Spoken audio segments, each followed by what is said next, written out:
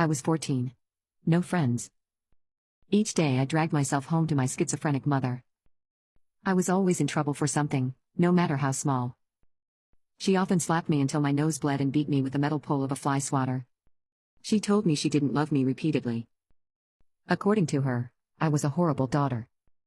She didn't work and depended on government assistance.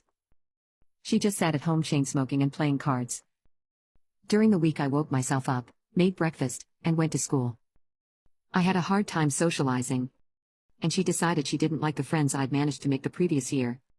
So put me in a very small private Christian high school the church paid for. As a low-income, single-parent house, I was a freak among higher-income two-parent families.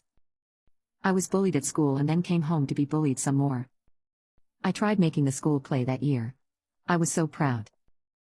However, my mother decided to use that as leverage for her every whim. If I did anything wrong, even something as innocent as singing while doing dishes, she threatened to not allow me to be in the play. It got so bad I just quit the play rather than have it continually be held over my head as a threat. A school counselor regularly made me talk to him. I refused to give anything up. He persisted.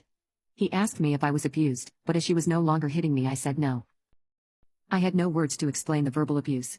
Being stupid and unlovable didn't seem to qualify. Then one magical day a girl at school approached me and we became friends. A few weeks later she asked me if I could spend the weekend at her house. Her house was beautiful. She lived with her parents and siblings and it was loud, noisy, and chaotic. On the Saturday of this weekend's sleepover, my new friend had to take piano lessons, so I was to hang out in her room until she got back. I was surprised when both her parents wanted to speak with me while she was gone.